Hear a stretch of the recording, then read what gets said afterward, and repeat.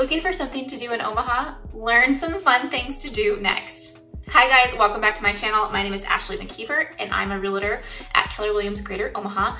Today is exciting because we're talking about fun things to do around Omaha. Now, okay, most of these I'm discussing are free or have some kind of like free part in them, but most of them don't cost a lot of money. But the ones that do cost money, I will definitely let you know what that expense is. But let's jump into it. The first one on my list is, of course, the Henry Doorly Zoo and Aquarium. You have to mention the zoo for fun things to do in Omaha. I've talked about the zoo on another video, so I won't go into crazy detail about it, but our zoo is the best in the world. So whenever you're bored or looking to explore Omaha a little bit more, I definitely recommend the zoo. Whether you have kids or not, it's great for all ages. Now this one does cost money. There's no way around that. Adults 12 and up are $25.95 and children 3 to 11 are $18.95. Seniors 65 and up are $24.95. But if you want to hear more about the zoo, make sure to check out my next video and you can find that in the link in the description below. The second one on my list is the Joslyn Art Museum. I really love the Joslyn, guys. If you know me, I'm an artist. I love art, I love history, like it all. But the Joslyn has a permanent collection, which is free to the public. But their temporary exhibit will cost you money. That one's $10 for the general public, $5 for college students, and free for children under 17. They actually have an exhibit going on right now that I really want to go to. It's American Art Deco, so I really have to go check that out. But anyways, so their temporary exhibits feature works from other museums, institutions, private collections worldwide, and then they have some pieces that are in their permanent collection as well that the public doesn't get to see as much. So I've seen Andy Warhol there. They had a show called American Moderns, and they featured artists like Georgia O'Keeffe and Norman Rockwell. They have pretty great shows, and not only that, they do really cool events as well. I've been to a drag show there, which is a really good time. They do garden yoga, which is yoga in the sculpture garden. They do a lot of cool things, so I highly recommend the Joslyn Museum. Okay, next on my list is the Durham Museum.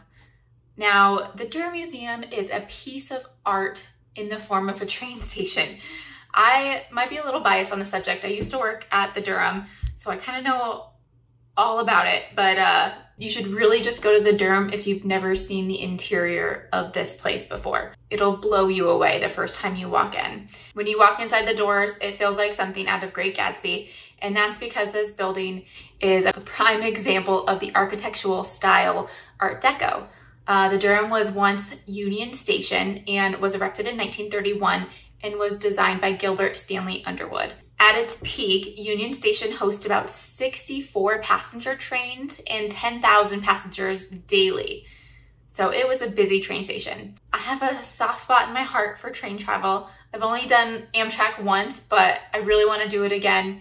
It's kind of an awesome way to travel, and I really wish the US would jump on the whole train travel bandwagon and make that more of a thing and faster for us. There's just something romantic about train travel that I love. But anyways, back to the Durham. So make sure you check that out, especially around Christmas time. They harvest a 40-foot tree from a local donor each year, and the process of how they harvest the tree and bring it to the museum is so amazing. If you ever have the chance to watch them actually get it in the building, definitely do. It's really exciting. My favorite day at the Durham was tree harvest day. Once the tree's in the building, it will live in the Great Hall, and the Great Hall has like 70-foot ceilings, and they do a lighting ceremony to kick off the holiday season. So it's not really Christmas until the Durham lights the tree. It's truly magical. So the Durham Museum isn't free either. You can go into the gift shop for free. It's right in the main entrance. So if you just want to kind of check out the building a little bit and see what the Great Hall looks like, you can just go in and be like, hey, I'm just gonna go in the gift shop, and then it's kind of like linger around. If you want to see their traveling exhibits on track level, it'll be $11 for adults, $8 for seniors, and $7 for children 3 to 12. Okay, next on my list is the Kaneko. I know I'm talking a lot about museums and art galleries and things, but these are fun things to do, and especially in the dead of summer when it's super hot, you can go into some air conditioning, and even in the winter when it's freezing cold outside. Which brings me to the Kaneko. The Kaneko is where you go to see some really crazy, awesome art. Their mission is to support freedom in creativity, and it definitely rings true for all of their exhibits. The Kaneko was established in 1988 by international artist June Kaneko and his wife Ree. You've probably seen June's work around town or all over the world. I was in Las Vegas a few years ago, and I was in the Aria, and I was just walking in like the second floor or something, and I saw one of his pieces, and I'm like, hey, that's a June Kaneko. And you never know where you're gonna find his stuff. I've seen it all over the country. It's a fun little game I play to see what different cities I can spot him in. Oh, and the Kaneko is free. Okay, the Omaha Farmers Market is next. This is one of my favorite places to go in the spring, summer, fall. There's one in the Old Market on Saturdays and one in Exarban at Baxter Arena on Sundays. There's also one out in Village Point on Saturdays as well, but it's not a part of the actual Omaha Farmers Market.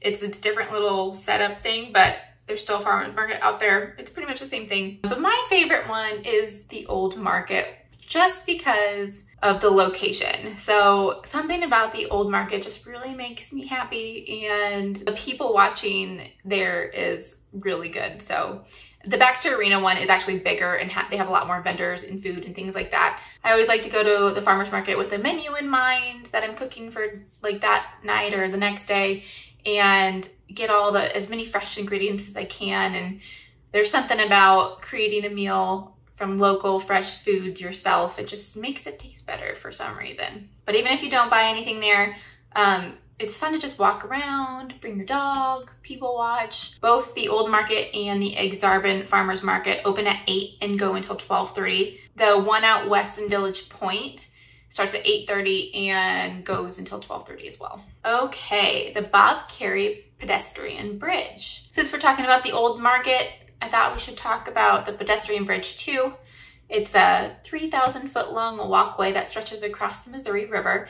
It's located at 705 Riverfront Drive, and the bridge connects more than 150 miles of nature trails, and visitors love to go walk and bike all of these things. They have live music actually in the plaza area on Fridays in the summer. The plaza is actually surrounded by like a large grassy amphitheater, and there's seating around there. But right now they're not doing it. There's a lot of construction going on down there, but hopefully they'll pick it back up in 2022. And this is all free, so you can bring your lawn chairs and your pets and enjoy some live entertainment with a great view. We're working our way out west, and we'll stop at Turner Park at Midtown Crossing, which is always a great spot to check out, especially in the summer.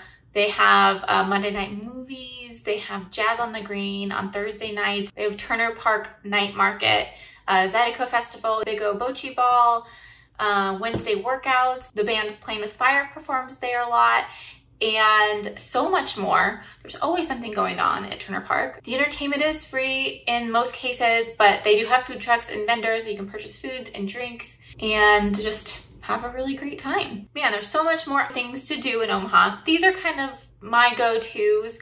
I'll probably end up doing another video with some more things to do around Omaha. I want to keep it cheaper for you guys to have those options. But these are things that I like to do in my spare time, and hopefully you do too. Feel free to comment below with what you guys like to do in the area. There are also links down below for all of these places. And now that you know of some fun things to do in Omaha, make sure to check out my next video, 7 reasons why you'll hate it here.